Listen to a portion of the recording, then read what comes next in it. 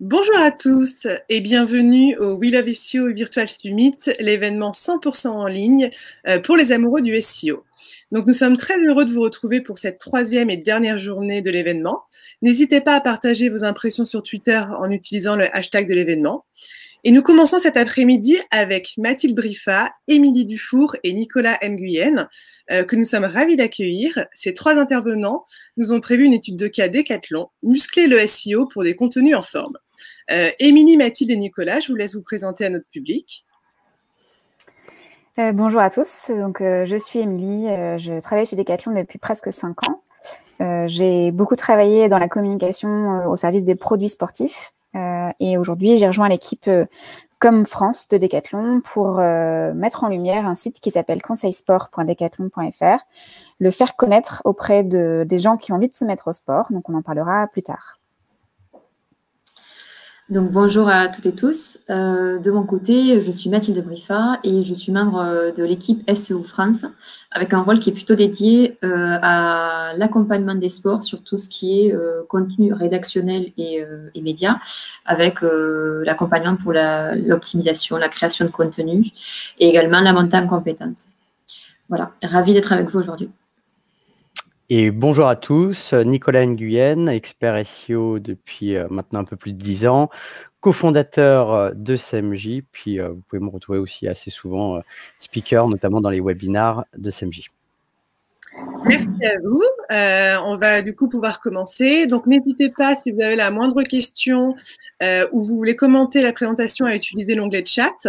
Il y aura aussi sûrement des sondages, donc n'hésitez pas à répondre dans l'onglet. Et aussi, restez avec nous juste après pour une session de questions et réponses en direct. Mathilde, Émilie, Nicolas, c'est parti, c'est à vous.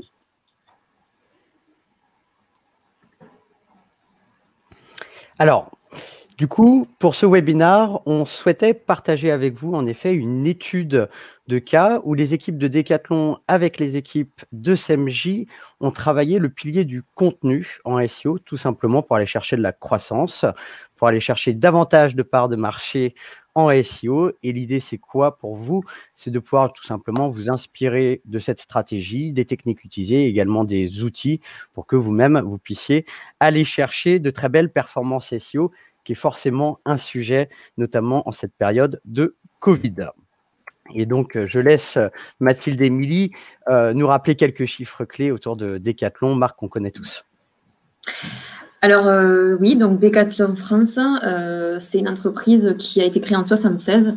À l'origine, c'était une entreprise qui rassemblait sous un même toit des produits d'une multitude de sports différents, ce qui était assez nouveau.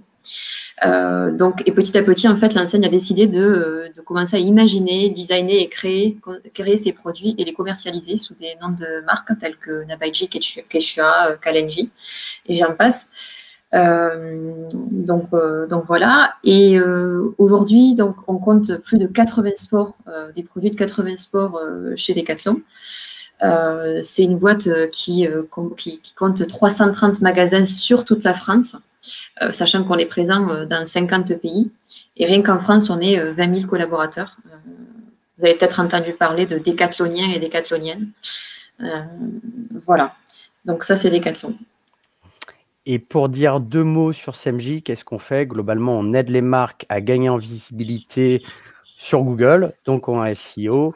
Et ça, grâce à 2 choses. La première, une plateforme SEO unique qui vous permet d'optimiser vos contenus et de mesurer les gains. Et de l'autre côté, des experts SEO pour vous accompagner sur votre stratégie. Et donc, on a la chance d'accompagner des très belles marques, comme Decathlon, bien entendu, Cdiscount, Massif ou encore Studirama. Peut-être avant de commencer cette étude de cas, je vous propose un sondage avec une question assez simple autour du contenu pour qu'on puisse voir dans l'audience au final quel est le rythme de production de contenu utilisé par chacun. Donc la question est plutôt simple. Combien de contenu aujourd'hui vous publiez sur votre site web chaque mois? On sait que le contenu, c'est forcément un enjeu en SEO. Est-ce que vous publiez aucun contenu, c'est-à-dire qu'aujourd'hui, le contenu n'est pas forcément inclus dans la stratégie.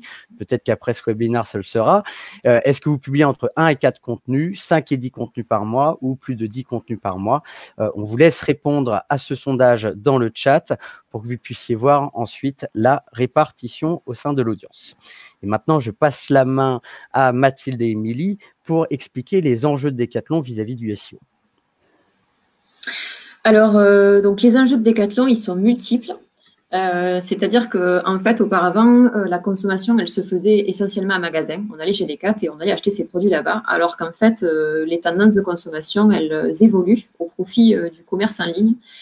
Et donc, en fait, surtout dernièrement, on a constaté une grosse évolution avec le Covid où on ne pouvait plus sortir. Donc, forcément, on consommait en ligne. Et pour information, la semaine dernière, à peu près, sur la période, le CA online, ça correspond à peu près à 13% du CA global, alors qu'à un an auparavant, c'était plutôt aux alentours de 6%. Donc, on a quand même, ça a quand même doublé. Donc, objectif, être présent. Là où on a quand même pas mal de concurrents, pas forcément directs, mais en tout cas des concurrents spécialistes sur des sports en particulier ou bien sur le lifestyle. Je pense notamment à Weisho ou d'autres marques qui se positionnent très bien sur des sujets. Donc, on a tout intérêt à être présent et à travailler nos contenus parce que le SEO reste un des leviers d'action pour être visible. Donc, voilà nos enjeux. Du coup, on s'est posé la question il y a quelques années, pourquoi on crée du contenu sur la pratique sportive. C'est pour ça aussi qu'on a choisi de s'investir dans ce domaine. Déjà, en premier point, nos concurrents principaux, que vous connaissez sans doute, GoSport et Intersport notamment, n'ont pas de stratégie de contenu. Donc, ça veut dire que c'est un moyen pour nous de nous différencier. Et donc, ça, c'est non négligeable. On a aussi pas mal de marques qui, depuis quelques années, Mathilde en parlait un petit peu, mais qui sont plutôt lifestyle ou sportswear, qui émergent beaucoup sur le sport et donc qui sont très digitalisées. Donc, on a pas mal de marques de vélo, de fitness, de yoga, qui aujourd'hui sont très présentes sur la sphère digitale. Et voilà, on a envie aussi, d'occuper le terrain sur ce milieu-là. Donc, évidemment, se différencier et faire préférer Decathlon pour l'achat d'un produit sportif, bien évidemment, c'est l'objectif final. Donc non seulement en termes d'achat, mais aussi en termes de notoriété de marque, qui est assez important pour nous.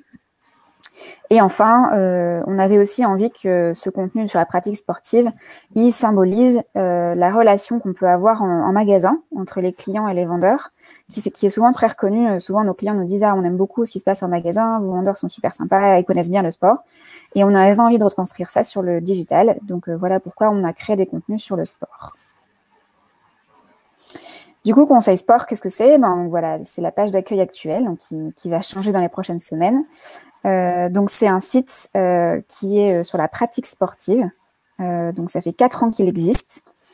Il a été réorienté petit à petit vers la cible plutôt débutant mise au sport, parce qu'on se rend compte qu'il y a quand même beaucoup de choses à conquérir sur ce domaine. Les gens ont envie d'avoir des conseils quand ils se mettent au sport, quel que soit le sport d'ailleurs, puisque le site est un site de conseil multisport. Donc, il y a vraiment beaucoup de pratiques qui sont représentées. Et l'objectif, bien évidemment, c'est de donner envie, accompagner dans la pratique sportive. Donc, c'est de lever un peu les freins de toutes les personnes qui ont envie de se mettre au sport, avec des conseils sympas, documentés, vraiment renseignés et très complets sur la pratique sportive. Donc, on a pas mal de concurrents, comme vous pouvez vous l'imaginer, dans ces domaines, hein. Pas seulement des sites de sport, d'ailleurs, pas vraiment de sites de sport, mais plutôt des sites féminins, santé, bien-être, des sites de coaching et certains sports, des sites spécialistes aussi qui s'en sortent très bien sur le contenu. On a apparemment beaucoup sur le yoga. Et on a aussi des blogs, des influenceurs ou des gens des coachs, etc., qui créent leurs blogs, qui sont des concurrents. Donc, l'importance de mener une strat SEO pour nous, c'est bien sûr de répondre aux requêtes internautes. Donc, en fait, il y a des besoins qui sont émis via les requêtes et les volumétries. Donc, nous, l'idée, c'est bien sûr d'aller répondre à toute cette demande qui est tout autour de la pratique sportive, en fait. Pas seulement pendant l'achat, mais avant, pendant et après. L'objectif, c'est aussi d'identifier les requêtes thématiques clés pour nous au regard de notre stratégie, mais aussi, bien sûr, au regard des volumétries et des besoins des internautes. Notre objectif, donc, c'est de prioriser par rapport à ça et bien sûr d'émerger dans les résultats. Et donc pour ça, l'idée c'est de soigner nos contenus et bien les optimiser pour le SEO, pour être visible et ressortir, pouvoir répondre à ses besoins. Alors pourquoi un outil d'optimisation comme SEMJ? Tout simplement parce que c'est un outil que dès qu'il nous a été présenté, on a trouvé ça hyper ludique. Parce que ça fait gagner du temps. Clairement, il y a des choses qu'on serait capable de faire, mais en fait, il faut aller chercher l'information un peu partout, alors que là, c'est un peu livré sur un plateau, donc ça fait gagner vraiment du temps. Et aussi, ce que j'ai bien aimé, c'est le côté acquérir les bons réflexes SEO, parce qu'en fait, il y a des formations, mais après, souvent, on passe à autre chose, et puis où on ne pratique pas au quotidien. Alors que là, en fait, on a vraiment tous les critères. Là, tu devrais optimiser ce titre. Là, tu devrais faire ça. La taille de ta phrase, la taille de ton titre est trop long, etc. Et du coup, je trouve que ça aide vraiment à acquérir ces réflexes. Voilà. Donc, c'était vraiment intéressant. Et puis après, il y a le côté priorisation, l'organisation aussi. Et puis, l'idée dans tout ça, c'est quand même de conserver sa ligne éditoriale tout en appliquant les recommandations, mais vraiment garder le cap des 4 ans. Donc, en effet, quand on a commencé du coup à mettre en place la prestation ensemble avec les équipes SEMJ et les équipes Decathlon, ce qu'on aime bien faire au début, c'est toujours analyser certains KPI pour justement prioriser les actions. Parce qu'en SEO, des actions, on peut en faire beaucoup. Le sujet, c'est par lesquelles on commence.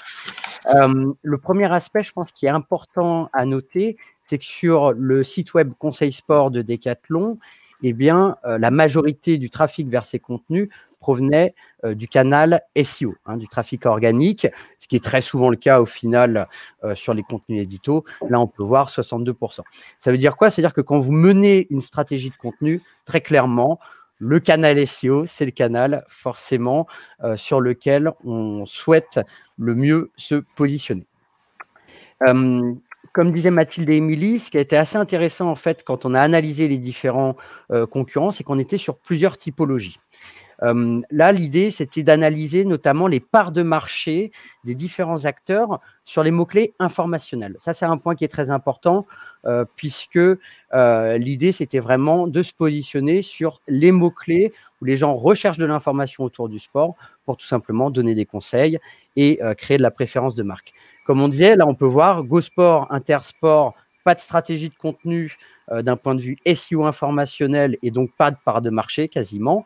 Donc là, Decathlon a une belle part d'avance à ce niveau-là. Par contre, on peut retrouver des acteurs plutôt type médias comme Doctissimo avec 95 000 de trafic SEO mensuel. Et là, on peut voir par contre qu'il y avait certains blogs spécialisés comme entraînement sportif ou personalsporttrainer.com qui prennent d'énormes parts de marché sur les mots-clés informationnels autour du sport. Et donc, typiquement, ce genre de concurrence, c'est très intéressant de les analyser pour identifier notamment leurs points forts et quelles stratégies ils ont mis en place. Si on compare d'un point de vue netlinking, puisque forcément le netlinking rentre en compte de manière très importante en SEO. Forcément, Decathlon est un nom de domaine avec une autorité très forte, notamment quand on regarde le domain rating. On peut voir que Decathlon, c'est 79 sur 100, alors que les autres concurrents qui, au final, prennent plus de parts de marché, ont un netlinking moins puissant. Qu'est-ce que ça veut dire dans ces cas-là? C'est-à-dire que le pilier du contenu, justement, c'est le levier qui va nous permettre d'accélérer, d'aller chercher plus de parts de marché, vu qu'on est déjà très, très bon en netlinking. Et quand on a analysé le nombre de contenus éditos déjà créés, ce qui était assez intéressant de voir au final, c'est que Decathlon avait déjà créé un grand nombre de contenus, plus de 2000 contenus. Donc, seul Doctissimo avait fait plus, alors que les autres concurrents avaient créé moins de contenus, alors quand même un certain nombre, 1000, 800, 600, mais on voyait qu'en termes de quantité, Decathlon avait une longueur d'avance. Par contre, quand on regarde certains KPI pour mesurer la performance SEO des contenus, et ça, ce sont des KPI qui sont vraiment très clés, et je vous invite du coup les calculer de votre côté, eh bien, on peut voir que seulement 48% des contenus éditos produits par Decathlon se positionnaient assez bien sur Google pour aller chercher du trafic SEO. Alors que certains concurrents, comme on peut le voir, arrivent à monter à 77%. Et ça, forcément, dans une stratégie de contenu, quand on produit sans contenu, forcément, plus on a de contenu qui se positionne, plus c'est efficace d'un point de vue SEO. Autre aspect assez intéressant à regarder, au final, c'est quand on reprend tout le trafic SEO rapporté par ces contenus et qu'on le ramène à une moyenne par contenu, eh bien, on peut voir que Conseil Sport de Decathlon, pour un contenu produit en moyenne, ramène 49 visites SEO mensuelles, alors qu'on a certains concurrents qui font quasiment 10 fois plus avec un contenu. Donc tout ça, ce sont des points clés qui nous permettent de comprendre quoi, au final, qui nous permettent de comprendre que l'optimisation des contenus doit être optimisée davantage. Si jamais vous voulez vous-même calculer ces KPI, petite astuce rapide, efficace, notamment avec l'outil Ahref, vous allez dans le module meilleure page, notamment pour lister tous vos contenus édito, donc ça peut être sur votre blog par exemple. Vous filtrez les contenus qui font un trafic minimum de 1. Et là, vous pouvez rapidement voir le nombre de contenus qui font du trafic SEO et ça vous permet de comparer entre le total et ce nombre-là, au final, votre pourcentage de contenus qui font du trafic et notamment calculer les KPI précédents. Donc, au final, quand on regroupe ces différents éléments d'analyse, notamment dans une matrice concurrentielle, ce qu'on peut voir, au final, c'est que Decathlon, très en avance sur la quantité de contenu. Par contre, on peut voir que l'optimisation de ces contenus est très clé. C'est là où on peut aller chercher de la croissance. Et souvent, dans une stratégie de contenu, on va se poser la question entre mettre plus d'efforts sur la création de nouveaux contenus ou sur l'optimisation de l'existant. Et là, clairement, l'idée, c'était de mettre, je dirais, 80% des efforts sur l'optimisation pour aller chercher des gains très rapides. Alors, vous allez me poser la question, comment on fait pour prioriser des contenus, notamment quand j'ai 2000 contenus éditos par lesquels je commence. Je ne vais peut-être pas optimiser les 2000. L'idée, là, je vous propose une méthode simple. Ça peut être fait avec Ahref, SEMrush. Vous allez toujours dans l'outil meilleure page. Et là, l'idée, c'est de filtrer vos contenus éditos, par exemple, entre la position 4 et la position 15. Et là, ça vous permet très rapidement d'identifier des contenus, par exemple, en bas de première page Google. Et donc, quand vous allez les optimiser, s'ils arrivent à viser les premières positions, là, vous pouvez faire x5, x10 de trafic SEO. Donc ça, c'est vraiment une astuce qui vous permet de gagner du temps. Et nous, ce qu'on fait avec nos clients, avec la plateforme SEMJ, en termes de priorisation, on va plus loin pour avoir une priorisation plus fine, puisqu'au final, votre contenu peut être en bas de première page Google, mais peut-être que le manque, ce n'est pas de l'optimisation de contenu, c'est peut-être du netlinking. Et donc, à mon sens, ce qui est très clé, c'est de prioriser notamment en prenant en compte ce qu'on peut voir là, c'est ce qu'on appelle le content score, c'est-à-dire le score d'optimisation du contenu par rapport aux concurrents. Et là, on peut voir ce contenu dédié à la course à pied, a un score d'optimisation de 29 sur 100 par rapport aux concurrents. Et donc là, mathématiquement, si j'optimise ce contenu, je vais gagner davantage de trafic, alors que ce contenu fait déjà 2000 de trafic. Donc là, c'est vraiment du quick win. Alors ensuite, vous allez me poser la question, ok, j'ai priorisé mes contenus, mais comment je fais pour les optimiser? Donc là, je vous propose une vidéo qui est très rapide, vous allez voir, c'est 2 minutes, mais ça le mérite justement d'identifier toutes les étapes très importantes dans le process d'optimisation. Donc là, justement, les équipes de Decathlon ont pu suivre ce process, soit pour créer des nouveaux contenus, soit pour optimiser les contenus existants. Attendez, hop, je relance la vidéo. Hop là, voilà. Alors, quand vous allez optimiser un contenu ou créer un contenu, toujours, il faut partir d'un mot-clé principal et idéalement un mot-clé qui vise un certain volume de recherche. Ça, c'est très clé. À partir de ce mot-clé, vous allez analyser les concurrents, notamment l'angle des contenus, pour justement choisir un angle pour le vôtre. Ensuite, vous allez analyser les idées traitées par les contenus concurrents, tout simplement pour vous en inspirer et identifier les meilleures idées. Ça, c'est vraiment très clé, cette partie analyse concurrentielle sur la SERP. Ensuite, vous allez chercher à définir la bonne longueur de contenu, puisque un contenu, il doit être profond, traiter la thématique en profondeur. Là, la bonne pratique, faites mieux que le top 3, donc un contenu plus long que le top 3. Et ensuite, L'idée, ça va être de répondre aux intentions de recherche. C'est-à-dire, là, on peut voir, pour le mot-clé gainage, eh bien, 21 000 personnes en France chaque mois recherchent des infos sur les exercices de gainage. Donc, je vais faire un paragraphe dans mon contenu sur les exercices, puis sur les abdos, puis sur la planche, puis après le programme de gainage. Pourquoi c'est important? Comme on peut le voir, eh bien là, toutes ces intentions de recherche, en fait, elles sont traitées par les contenus concurrents. Par exemple, exercice de gainage, tous les concurrents en parlent énormément. Donc ça, c'est vraiment une thématique must-have. Alors que là, le programme de gainage, moins de concurrents en parlent. Donc là, je vais pouvoir me démarquer en parlant dans mon contenu. Ensuite, on va chercher à répondre aux questions des internautes. Donc ça, c'est très clé. Par exemple, est-ce que le gainage fait perdre du ventre, etc., etc. C'est d'autant plus important avec la bascule vers le moteur de réponse de Google.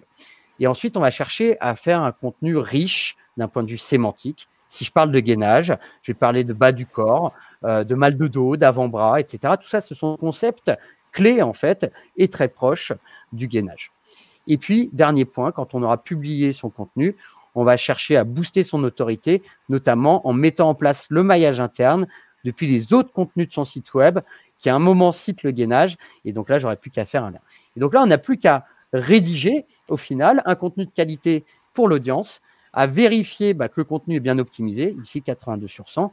Et c'est là, de cette manière, qu'on va réussir justement à faire des contenus performants. Et donc, en résumé, c'est quoi l'idée? Quand vous menez une stratégie de contenu, ou bien entendu, le SEO, c'est la clé de la réussite. À mon sens, il vous faut deux choses. D'un côté, des rédacteurs experts de leur sujet qui vont vraiment rédiger des contenus qualitatifs pour l'audience, mais guidés par ce qu'on appelle ce brief SEO qui va les aider au final à bien détecter tous les besoins de l'audience, toute cette data SEO, notamment autour des mots-clés, pour ensuite, derrière, réussir à faire un contenu performant à la fois pour l'audience et pour le SEO. Et donc maintenant, je passe la main à Mathilde et à Amélie pour expliquer notamment toute cette mise en place et également les résultats. Alors, du coup, sur la façon dont on a procédé un peu pour maîtriser l'outil, donc on a été formé en interne par l'équipe CMJ. Donc on était 4 à être vraiment formés sur comment l'outil fonctionnait, comment l'optimiser, etc.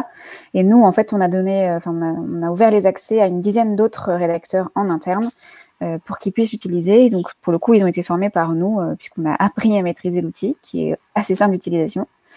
Et ça nous a permis, donc il y a toute une fonctionnalité planning qui nous permet de s'organiser entre nous, de mettre les deadlines, par exemple, de rendu des contenus, qui fait quoi. Et on a créé aussi un planning éditorial en fonction des requêtes SEO les plus fortes sur les sujets qu'on voulait adresser. Donc ça nous permet de prioriser efficacement et d'avoir une vision très claire de là où on veut aller.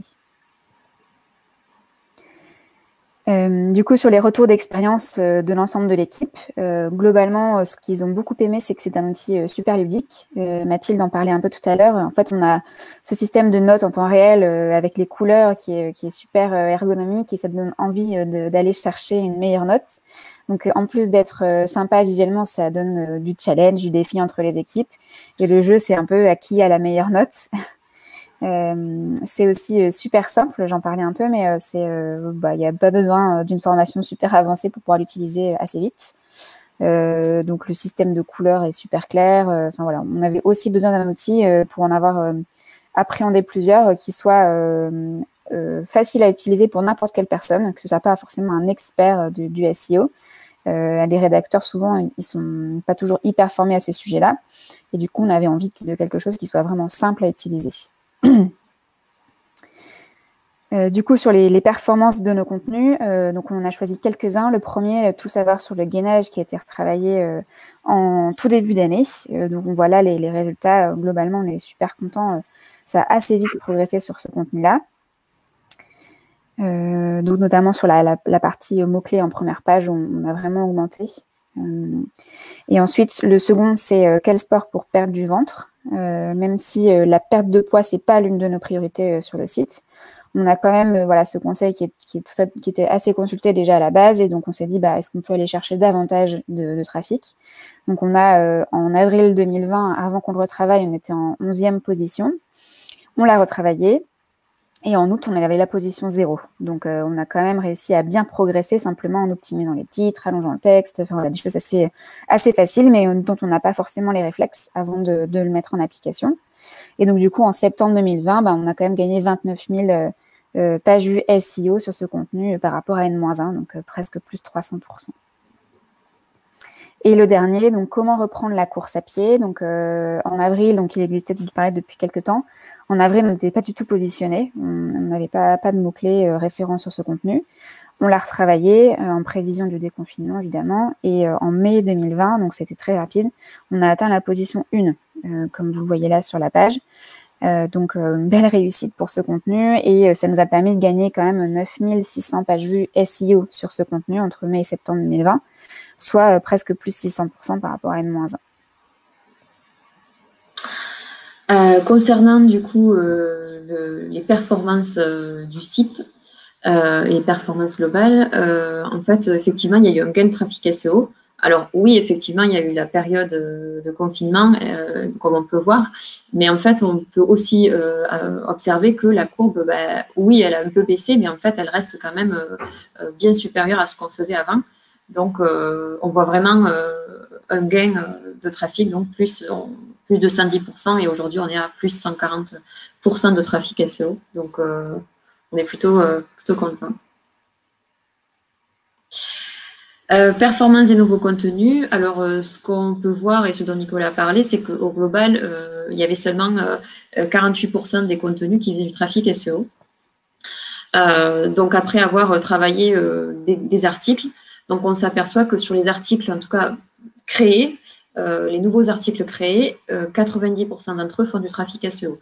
Et donc là, c'est encourageant parce que on a envie de continuer à créer et aussi à optimiser pour aller chercher ces contenus qui peut-être sont déjà sur le site, mais n'ont pas en tout cas la visibilité qu'ils devraient avoir.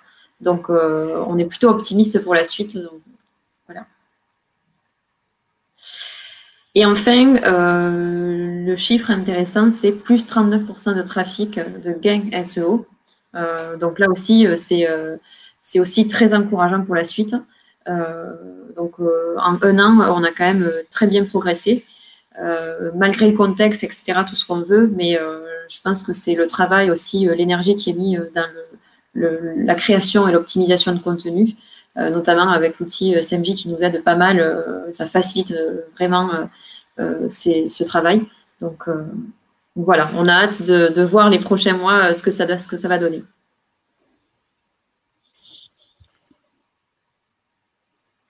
Du coup, sur les enjeux SEO à venir, donc on en a quand même plusieurs sur 2021 et la suite. Il y a certains domaines où on n'est pas encore très bon, donc parmi lesquels la santé, le bien-être et la nutrition. Donc des sujets qui nécessitent quand même de faire appel à des experts dans le domaine pour être visible et surtout être légitime sur ces sujets-là. Donc on a besoin de les travailler et ce sera notre prochaine priorité. Et en plus, c'est des domaines qui sont super concurrentiels, donc ça nous met un bel enjeu. J'en viens à mon point suivant, du coup, avoir une approche un peu plus holistique de la pratique sportive, pas seulement se concentrer sur comment débuter ou progresser dans un sport, mais aussi tout ce qui se passe autour. Donc, bien manger, être en bonne santé et se sentir bien dans sa peau, ça fait partie de ça. Et enfin, on a aussi un enjeu sur la variété de nos formats de contenu. Donc, aujourd'hui, on a beaucoup de textes sur le site, donc ce qui est très bien, mais on a aussi envie de proposer d'autres types de contenus pour les gens qui n'ont pas forcément envie de lire, et aussi pour montrer qu'on peut parler de ces sujets-là autrement. Donc, on a les podcasts, par exemple, donc on les a créés en début d'année et on les relaye sur le site, donc on veut le faire davantage. Pas mal de vidéos de conseils aussi qu'on aimerait créer, parce qu'il y a certaines choses, notamment des exercices qui passent obligatoirement par la vidéo. Et enfin, des infographies, par exemple, qui pourraient aussi nous aider à illustrer des informations plus simplement. Et évidemment, d'autres formats qu'on n'a pas forcément en tête, mais c'est l'objectif de l'année prochaine. Pour la suite, avec la plateforme CMJ, actuellement, on a débuté avec Conseil Sport et le site Tribord. Et donc, là, l'idée, c'est Decathlon, c'est un écosystème de sites. Donc, on en a plus de 24 aujourd'hui. Et j'en passe, en tout cas les sites de sport. Et l'idée, c'est de faire bénéficier à d'autres sites de la solution SMJ pour prendre ces bons réflexes SEO et puis avancer assez rapidement sur le SEO et gagner en visibilité sur l'ensemble de nos sports. Voilà. Donc pour finir, si on devait vous donner 3 conseils que j'aurais bien aimé qu'on me donne au moment où on a commencé, le premier c'est oui, penser SEO, c'est indispensable pour émerger et être visible, parce que créer des contenus sans qu'ils soient visibles, c'est quand même bien dommage, mais pas au détriment de l'âme du site et de sa tonalité. Ça c'est assez important parce que nous on a une charte éditoriale qu'on a envie de respecter avec une tonalité un peu sympa pour justement reproduire cette relation client-vendeur dont je parlais au début. Le SEO et l'outil SMJ, donc promis, nous ne sommes pas actionnaires de cet outil, nous permettent en fait non seulement de travailler en optimisant le SEO, mais aussi en gardant cette tonalité qui nous est propre. Organiser la création de contenu, pareil, c'est assez important, mais le SEO, vous le savez sans doute, mais c'est pas instantané. Souvent, ça prend un peu de temps que les choses se mettent en place. Nous, on constate que c'est plutôt 3 à 6 mois pour avoir des résultats. Alors, certains sujets, bien évidemment, ça me contredit, notamment quand on a beaucoup d'actualités sur un thème. Mais souvent, c'est quand même en moyenne 3 mois minimum. Donc, pensez à anticiper vachement la création de contenu et planifier avec l'équipe pour que chacun sache très bien ce qu'il doit faire et là où il doit aller. Et en dernier, je dirais identifier les besoins en amont, parce que en fait, on a quand même un outil qui est super, qui coûte de l'argent, et donc pour qu'il soit vraiment rentabilisé, est-ce que la hauteur de création de contenu est justement à la hauteur de ce qu'on peut faire avec l'outil, et surtout du temps qu'on a consacré à ça, parce que si on investit là-dedans, c'est aussi pour clairement l'utiliser. Donc bien identifier en amont.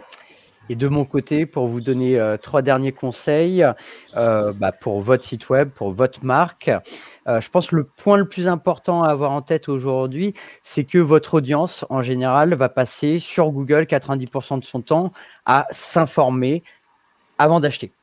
Et donc, on a tout intérêt, bien entendu, à être présent à chaque étape du parcours client, notamment sur Google, donc sur les mots-clés.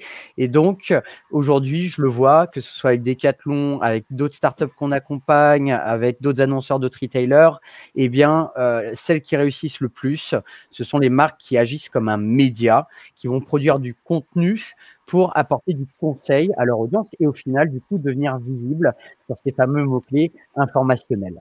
Et donc, plus vous aurez produit de contenu de qualité positionné sur Google et donc plus vos contenus seront consultés par votre audience, plus forte sera votre marque, puisque ça va créer tout simplement de la notoriété, de la préférence de marque, de l'acquisition. Et donc, en général, c'est un cercle vertueux.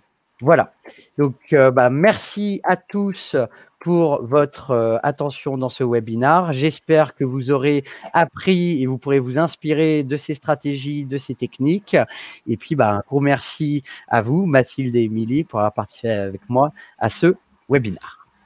Et donc, maintenant, nous allons faire une série de questions-réponses. Merci à tous les 3. C'était très intéressant. Donc, restez avec nous pour la session de questions-réponses en direct. À tout de suite.